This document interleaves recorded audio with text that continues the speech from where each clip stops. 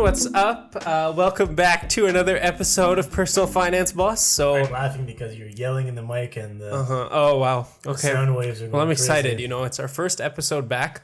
I know it's been a while. We had our wonderful CFA Level 2 exam last weekend. So that was 4 or 5 months of very intense preparation, and now it's over. So now we're back to podcasting. So we thank you so much for your patience. We saw the views trickling in, so we're very happy about that. And we'll be pushing out some more episodes and building out the YouTube page as well. And we have a nice, fresh topic, very trendy topic right now in private equity. Well, I think now with like alternative investments really taking a bigger spotlight, I think private equity is starting to kind of creep its way into people's portfolios, especially because like equity returns are kind of coming down a little bit now. Yeah. Well, we're at an all-time high now. Again, Yes, but like people are forecasting like equity returns are going to slow in the future. So I think people now are really considering putting private equity more and more in their portfolios. Okay, but is private equity actually accessible to the regular investor like you and I? Well, it depends on the specific type of private equity. I kind of make the same comparison to like real estate. Before we start, what's private equity? Just to get that. Private equity basically is investing in private corporations. Okay. Basically. So we have public corporations that trade on stock exchanges. Those are all public you can access them through equities, very accessible for retail investors. Private equity is accessible, but in certain ways. It's mostly accessible to the sophisticated investor and The accredited investors. that has money as well. Yes. Because you don't buy $50 worth. Yeah, of private those equity. allow you to take direct stakes in corporations, but you can invest through equities as well, through like KKR is a private equity fund. So some private equity funds do trade on stock exchanges, and you could buy them through there. But that's kind of like REITs, I think, where you can buy REITs. You're investing in real estate, but you have the equity market reactions as well that are built into there. So you still have the effects of the equity market. It's not it's indirect way of investing in it, but you still get access to some of those deals. Yeah. But you can invest, I think there are like startup fairs around the world where you can go and get like $10,000, $5,000 positions in certain companies that are pitching their ideas. Yeah, but I would call that VC. I wouldn't even venture Yeah. capital because $10,000 Yeah. in a private equity. Yeah. It doesn't make any sense. Yeah. That's for highly speculative, like, It is- I'm it buying is- the idea. It is and get 100% highly speculative. private equity isn't speculative. No. It's a private corporation. They could be making 10 mil, they could be making 500 mil. Yeah. But they just chose not to be public, and that gives management a lot of freedom because they don't have to satisfy shareholders. Yes. If they start taking investments, yes, they will have shareholders in a way, but it's very illiquid, so the shareholders can't trade, and usually shareholders in PE go in for the long run. Yes. Because they know that management as well in private equity has more of a long run approach. Yes. Because in public firms, they're always trying to beat the quarterly targets. Yes. So they could. It's a more short-term game in the public eye for sure. Long-term gains for short-term gains just to make the numbers work, and then in the future, it's not really. I wouldn't like necessarily call it sacrificing the long term. It's just the shareholder pressure overwhelms it. Like you look at a situation like Tesla, for example. Yeah. If Tesla were public, the scrutiny. They are public. No, if Tesla were private, sorry. If Tesla were private, the scrutiny behind like the growth, the cash flow, and everything, it would be a little bit more muted. The fact that they're because you wouldn't know because it's private. Yes, but also right don't now, need to disclose any also right numbers. now in the public eye with public shareholders are always putting pressure on management. You need to beat the returns. You need to get the returns. You need to get the money. You need to get the cash flow. You need to get the profits coming. And they're not very patient in waiting. So you really need to get shareholders that buy into the vision. With Tesla, for example, it's buying into the vision of Elon Musk. But if it was private, that vision could be amplified to a much higher degree because that pressure from the shareholders it's not as prevalent. Well, looking at SpaceX, for example, it's not technically public. No, it's not. I'm sure there's a lot of private investors that are investing there, and the pressure is different, but it's not as scrutinized as Tesla. Yes, for sure. Because everyone in private equity has bought into the same vision. They've bought into management's vision of long term, and they know that once with their product or once their service really hits the market, now the returns are really going to start taking off. Yeah. And you look at like we talk in private equity, they go through different financing rounds. So in private equity you have, well, in VC and it kind of overlaps with VC a bit, but you have like your Series A, Series B, Series C going forward. When you go from round to round, you really see those returns amplify, and you really see the value of that company build up. What do you mean by round to round? Like if I start with a Series A, I have an idea, and I want to sell equity in my company. I sell it 20% to you, for example, and you buy it for $1 each. You buy 20% of my company for $1. The company value is $5. But then someone else comes 5 months from now and they buy 10% of the company for $10. Now the value of the company is $100. Yeah. So from round to round, because of the progress that happens in development and really at the startup phase when you're growing, sometimes you can really scale up that development much faster, which really amplifies those returns for the early investors. Yeah. And then they're really built in, they see those returns early on, they're built into that vision in the long term that they can go and scale up and get more returns. Yeah. So then what's the rationale for PE versus public companies versus saving accounts, GICs, Okay, how does it compare? How does it compare to all those the volatility for sure is much higher because for public companies, there's a lot of regulations. There's a lot of requirements, filing requirements. You have access to their financials. You have access to who their management is. You have access to a lot more in terms of what are their products, what are their main drivers. With a private company, you don't have all of that information because they don't have to disclose practically anything. So in terms of that, that's why private equity is more for accredited investors, the bigger stakes, because they're the ones that have higher investable assets and therefore can take a little bit more risk with their money. But for sure, the volatility is higher. But on the flip side, the returns are amplified because in a private company, like we said, the shareholder pressure isn't there. It is there, but it's muted again. And there is a chance to really go for the long term. The vision is long term. The shareholders can't do much. They can't sell the shares usually because no one's going to buy them.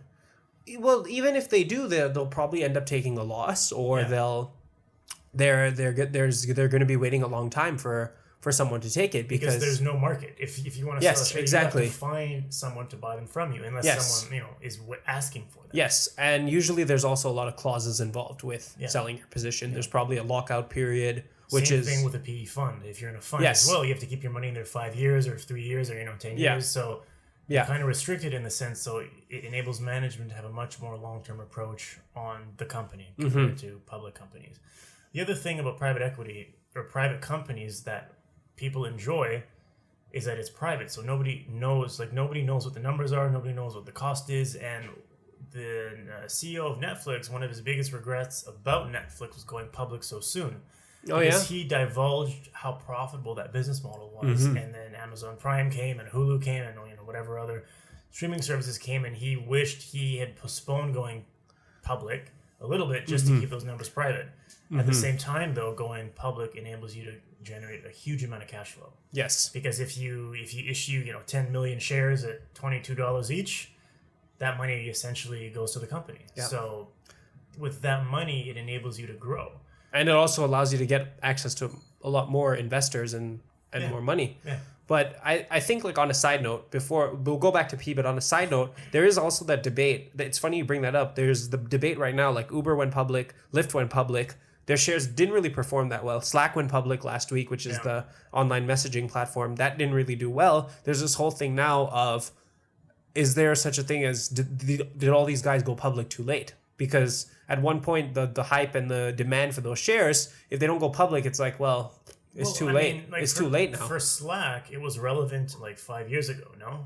But I've used it a little bit, but I just feel like now there's Microsoft's coming in. Microsoft is right on their backside coming in. I don't know. They're saying it's a future. It's going to overtake email, based on the reports I read. Yeah. But Uber as well, they went public. Lyft went public.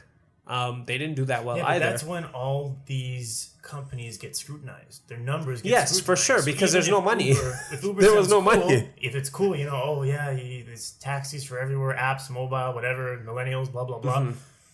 But if the company's not making money, even if it's cool. But I think you have that hype with those private companies that are so huge that people, the first time they go public, people just want to buy in. Those desperate users. They don't know. Yes, they don't know, but they don't know. The thing is, you looked at Uber and Lyft, there was no takeoff. It just it just took down right away. Yeah. I don't know what the opposite of takeoff is. Landing. It just Landing, landed, crash, but that doesn't sound good. It just crashed. It didn't crash, but it just went downwards right away. There wasn't that demand you saw, like that hype, like, oh my God, this is the next future thing. This is the service. Let's take it up. Yeah. Nothing really happened like that. Maybe they were priced too expensive. Yeah, but Even though once the investor... think about it. We're at an all-time high for equity markets. Investors are looking for stuff to swoop up.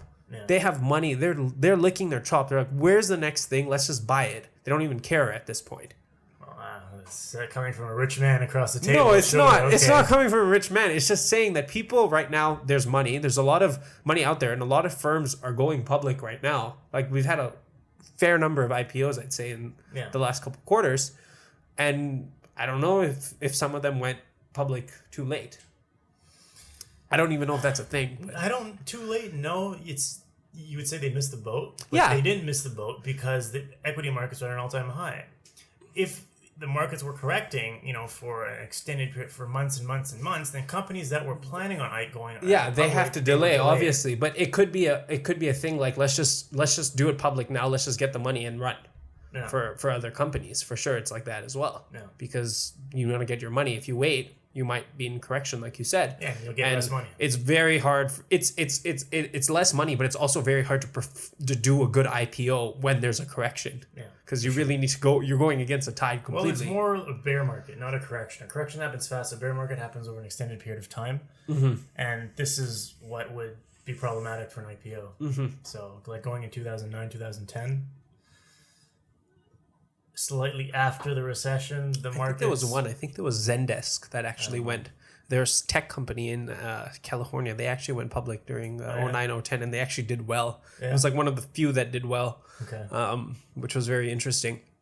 But if we go back to private equity, that was a tangent. If we go back to private equity, looking at the risks and rewards again, what else do you think there is in there? I think the best way to compare it is to a stock, right? And the best thing is to do the pros and cons. So the pros, you were talking about higher returns. Yes.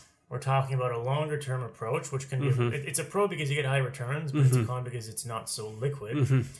And I guess it's more focused because smaller companies tend to be more focused. They're not like Procter and Gamble that have 1,000 different products. I would say there's probably also greater alignment between managers and the interests of shareholders because managers are also owners in this case. If you buy private equity and you have like 5, 10, 15, 20%, you have a very large, even if you do this in public companies as well, but it's not as attainable. But on private companies which are smaller, you can buy 5, 10, 20, 30% of the company and then get a board seat. Your decisions or your voice is heard much more steeply, I guess, by management. More loudly. It doesn't fall on deaf ears. Exactly. If you would own 0.05% of Apple. And also a lot of private equity funds, when they go and they invest in private equity, they actually help management grow the company. Yes. Because private equity funds are composed of, highly trained managers. Highly seasoned. That know what they're doing, because all companies are alike. But, so they come in and they help the company restructure. They have contacts as well. Maybe they can get access to cheaper financing in terms of, debt, blah, blah, blah. So there's a lot of benefits for being a controlling investor in private equity, because then you could actually say, hey guys, that's not a good idea, we should do this instead, or your voice is going to be heard.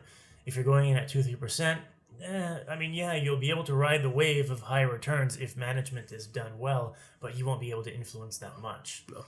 So in that sense, private equity is good as well if you're going in for a control perspective. Otherwise, high returns. But I think also in that case, if you went to a private company and said, "Hey, I want to buy 1 or 2%," they're also less likely to kind of sell that because it's such a small sum that for them, for sure, for them risk reward might not be there either, unless we're talking of a private company the valuation is in the billions. Yeah. But there might not be the same. You would do it through a fund. Yeah. You would do it through a fund, and you would trust the fund managers to manage your position. Yes. And then in terms of the downfalls, I think the risk is obviously the downsides. Risk. I'm really rusty. Yes. In my podcasting. But in terms of the downfalls, for sure the risk would be higher, and the illiquidity factor is going to be huge. Yeah. And the long term, if you're someone who needs those short term gains, I wouldn't recommend private equity for you because you're going to be waiting for a while. It's a long-term play, 100%. And the fees. The fees are higher. The fees, probably an MER minimum at 2%. And then if the fund does well, so if they beat a certain return called the hurdle rate, which we learned. Well, if they make a profit, then the manager gets like more money. Yes. So it could be 5%, it could be 20%, it could be whatever amount. So if you invest $100, and after the first year the fund makes no money, you still pay the 2%. Yeah. You pay the 2% regardless. If the fund goes from 100 to 120, the fund manager gets 10% of the profit, so you're paying him an extra 2. Yeah. So the fees are much higher. Yeah. In a sense, it protects you because you don't pay on the way down, but you still pay that management fee, but you don't pay any performance bonus. Yes. And for mutual funds and ETFs, mostly mutual funds, the managers don't get a performance bonus, right? No. So on mutual funds, they don't. Yeah. They're already charging you way too much. Yeah. That was a good way to slip that in. But also, even like looking at the fees, if some people make the argument that the fees are higher and you're paying based on performance, if you still look at it, like in your example, if we're paying 2% on $100, we're paying $2. Yeah. The fund returns 20, so we pay, let's say, 10% of the return of the profit. Yeah. So it would be actually It's 18. $4. Yeah, but you take the fees out first, and then you take the profit. So it'd be 18 times 10%. So it'd be 1.8 plus 2, 3.8. But you're still up 18. Yeah. So you're really far ahead in the long term. But it depends on your risk appetite as well for some investors. Well, you're far ahead if it performs well. If it performs well, for sure. But we're always looking at it from an optimistic scenario. So that's a terrible way to look at it. I'm saying in terms of giving examples, we're looking at it from an optimistic optimistic. But for sure, there's always downfalls, and it could go the other way for sure. Yeah. And a lot of times for me, it has. But for both of us. Yeah. But I think there's potential there. I think as kind of we're heading into, a lot of people are saying now we're heading into the 9th inning with the U.S. We don't know if there's any extra time or if recession is coming. Sometimes to look at alternative classes beyond the equity markets, maybe in fixed income, but also in private equity, beyond that, there may be some opportunities there. In bad times, private equity will do as poorly as public companies unless they're placed in a way that they prosper in a recession. So in terms of diversification, I don't think it's that strong because it still remains a company. You are getting paid based on the performance of a company. It's not like a bond. A bond is completely different, but a stock or a share in a private equity fund or a private placement, whatever, it's contingent on the performance of the company. So yes, you will get a greater yield in good times, but in bad times, smaller companies, more fragile companies that have a higher cost of financing, they will get hit for sure. Hurt much more than Procter & Gamble or of course. Walmart will probably. But those are also more defensive industries, PG and Walmart. Yeah. Okay. Fine. Or like. But if we take like growth like Microsoft or Apple, for example, do you think the PE fund or like growth stocks would get hit more in a recession, or would it be equal? Do you consider Microsoft a growth stock? Okay, let's say the FANG stocks. I mean, I still think private equity is going to get hit more. Because it's smaller. And it's illiquid too. But the illiquidity is one thing, but since you're not selling it, it's not so much contingent on active trading to price it. It's more on cash flows. So if you're in a recession and the cash flows go down 20%, then the stock price or the private equity fund or your share in the company will go down proportionate to how much the cash flows or the future money that the company is going to make or is no longer making because of the recession is going to impact the value of the investment much more. And then as soon as the economy turns around again, can the company bounce back? Did they suffer too many losses? Like it's very tricky. It's very tricky, and a lot of private companies go under. Especially when you're dealing with some of those smaller companies because they're likely to really because react. They're growing. They don't have It's like Tesla. Tesla has been bleeding money. They haven't been profitable up until 2-3 quarters ago, I think. I think they had one quarter where they had a profit a while ago. But they've been able to raise so much money for two reasons. A, fine, it's a good product, it's ingenious, whatever, it's the first on the market. But two, We've been in a bull run for 10 years. Yeah. And it's also the people buying into Musk's vision as well. What's the PE ratio on that stock? You know, like 1,000 trillion? Like, geez. I don't think they wouldn't have one right now if the earnings are negative. Yeah, but if their earnings are positive over the past 3 quarters, like, you know, their PE must be through the roof. Yeah, it's crazy. So it's doable in this market. In 2009, if you would have went to raise, you know, I don't think it would have went so well. Mm-hmm. But how long do you think until... Like, if we're dealing with a company like Tesla, with the founder's vision being a huge part of why people buy in, how long do you anticipate, or you can use Tesla as an example, how long do you anticipate that owner's vision kind of runs dry and people are like, we're not going to be giving more money, or we'll give more money, but we need more covenants and more... It's not about how long, it's about, is he delivering? Yeah, but at some point, like in the short term, he can say, my vision is this, we're building towards that. Yeah. But at some point, people are going to say, no, we've had enough. This vision you've been saying for 5 years or 10 years has not really shown much results beyond what you have. You have to try to think what is priced in the stock. Mm-hmm. Right? So, yes, they said for years and years we're going to make a $35,000 electric car with 400 or 500 kilometers of range or 300 miles, whatever. And people were buying in on that idea because that would be revolutionary. It's going to be 35,000 US cough. It's not going to be 100,000 or 200,000 Canadian for the Model S. And it's going to be accessible. When they first announced that they were only going to release the high premium one, whatever, starting at 50,000 or 60,000, I'm sure the stock took a hit at that time because people were expecting it to be accessible, the cheap, the BMW 3 Series entry level type price. And then when he was explaining, well, we can't start with that because we're not going to make any money, and it's true. If you sell the base model of a Jetta only, what sort of money are you going to make instead of selling the Jetta fully loaded, blah blah blah? So with that in mind, he ended up delivering, but it took longer. Yeah, and the volatility of that stock explains it. Yeah, it 200, 350, 220, nonstop. So there's not many stocks that move so much. No, it's very volatile. That have such a presence. Like he's in the news all the time because yes, he's a very smart guy, and yes, he does a lot of stuff, and yes, he smoked weed on Joe Rogan. So it's funny. The share went down 8%, I think, the day after. Yeah, it did take a hit, but it was really funny. It's so crazy. That's a perfect time to buy that stock. But yeah, so if it's all about long-term goals, medium-term, short-term goals. If he's delivering on the short-term goals, like now they talked about the Model Y. And then they're talking about the pickup truck and the semi. So the trailers. If those get delayed, then at some point investors are going to start losing faith. And he's been very much known to overpromise and underdeliver in terms of timetables, but now I think he's gotten a bit better. But so I don't think it's so much when are they going to stop believing, because yes, we should be driving electric cars assuming that the electricity isn't made by burning coal. Yeah. It would make sense to drive electric cars, or you can make the argument for a fuel cell, but this isn't an automotive podcast, but it makes more sense. Fine, it makes more sense. Yes, you have to carry a battery around, but we don't drive hundreds of thousands of kilometers in the year, so it's doable.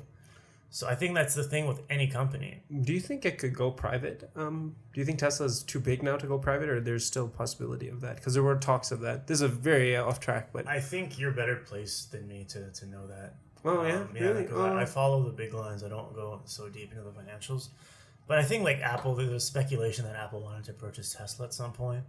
But for every year that goes by, it's going to be more and more expensive. And it's already super expensive because all of the speculation is priced into the stock.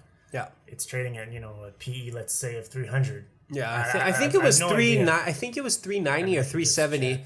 I don't think we'll have one right now, but I think when they had their profitable quarter, I think we're in 300, 370, 390, which is absolutely off the charts. Yeah. It is unbelievable. No, they don't have a PE. Yeah. How much are they trading at right now? They're at 219 now. Yeah, 219. Yeah. I remember 5 years ago at Marianopolis, we were in like 250s or 270s. I remember. Or 280, 320. It was at 200. It was at, 2 months ago or something, like not very long ago. It was at 350 in February 2019. There you go. So, that was 4 or 5 months ago. Yeah. And now we're at 220? Yeah. From 350? From 350 to 200. But that's the thing. That's what happens when he's late, when he doesn't deliver, when there's competition as well. But I think now the rope is tightening, for sure. Well, the competitors. Yeah, but I think people are And I read an article about some Toyota engineer saying, like, if you want to start a car company that makes internal combustion engines, you need to source parts from like 1,000 different suppliers because there's so many pieces that go into stupid engines that blow up in your face. Story of my life. Julian can issue a podcast on his car. But for an electric car, very simple. Yeah. So you have all these Chinese companies coming in the market, funding from the government. China's great, and they could just start selling electric cars. They buy the battery from this person, the motor from this person. They make a chassis, or they take a chassis. They repurpose whatever. There's so many ways that they can enter the market. It's very simple. So private equity, there you go. You can buy some EV manufacturer in China, and you'd probably make a lot of money. You might lose your shirt too. So that's the thing. But then it's a new technology, so a lot of companies overpromise and underdeliver because they don't know what they're doing. Like Tesla, making cars was not their forte when they started off. Anywho, back to private equity. Nice tangent. Tesla could have been private, but they're not. But it's a good example because it's a high risk. Yeah, high reward, it is. I think. And you're buying into the vision of management. You're essentially giving Elon Musk your money. Yeah. And you're saying, please manage. Please make it grow. Yes, pretty much. And he may be doing a great job, but if you bought in at a way too expensive price, you're going to lose. There's always people that buy in on the ride up and obviously miss out, and then you have to hold longer to break even or hopefully make money. Yes. So back to private equity. Long-term vision. Yes. So essentially that's a downside because it's not like it's like buying a house. If you want to sell, it's hard. You have to wait for the seller. You have to pay the broker. You have to pay the bank fee, whatever.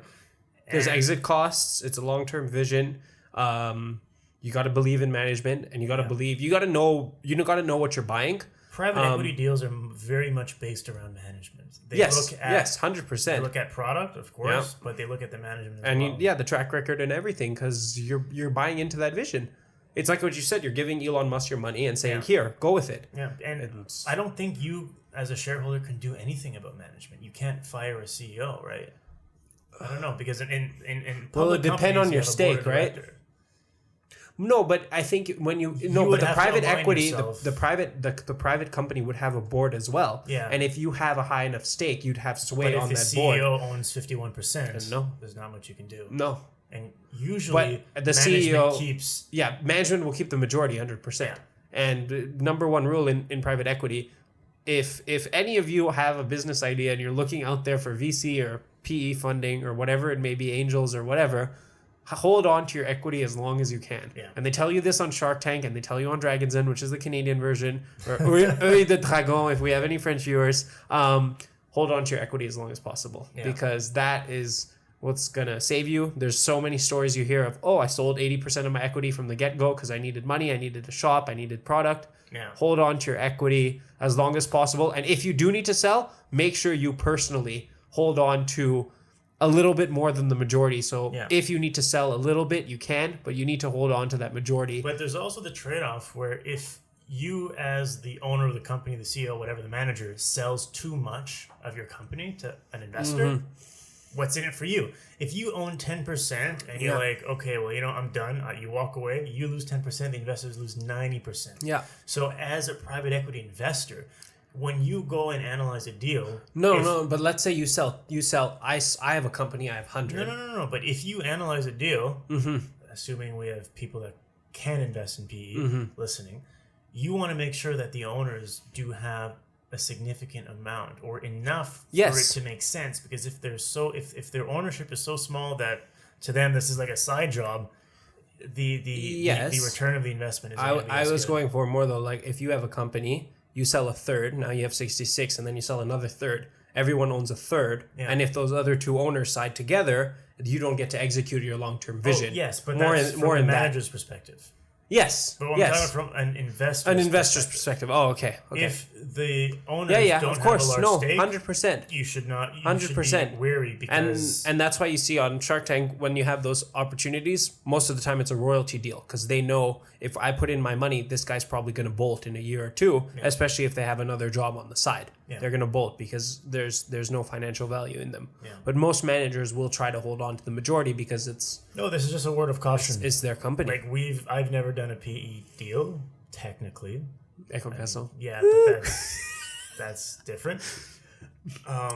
But yes, I've heard of that you have to make sure that the owners have enough stake. You do. So, anything else you'd like to add about private equity? No, I think that's good. I think we hit all the. Can hedge funds invest in private equity? I would assume so. Yeah, I'm pretty sure. I'm pretty sure they have deals, highly leveraged for sure. Well, I mean, like where I used to work, the pension fund that we invested in private equity. Oh yeah, 100%, 100%. They're in every asset class you can imagine. Probably even crypto. No, I don't know. I'm telling you, somewhere in the back, someo's probably pumped in a couple $1 million into something. Someone's like spreading fake news to get it to crash, and then they only buy. 100%. They're just so big. Like the case here is what, $200 billion, I think. Probably 300 by now.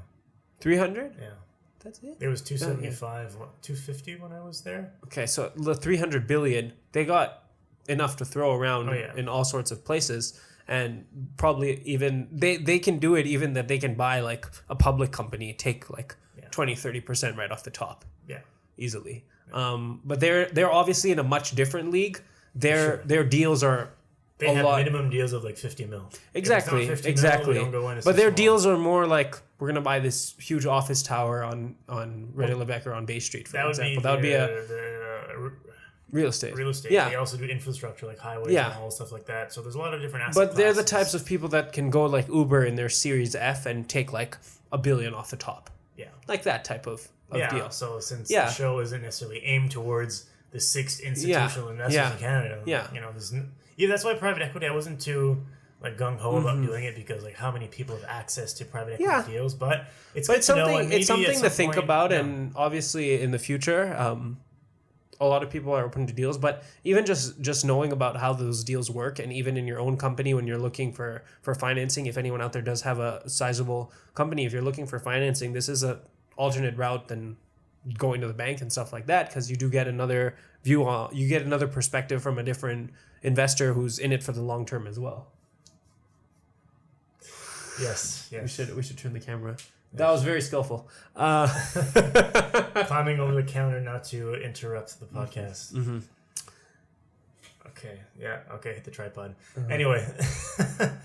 So yeah, I mean, it's good to be back. We apologize for the long delay hiatus. I guess again, said the same thing last year, but we didn't really have a choice.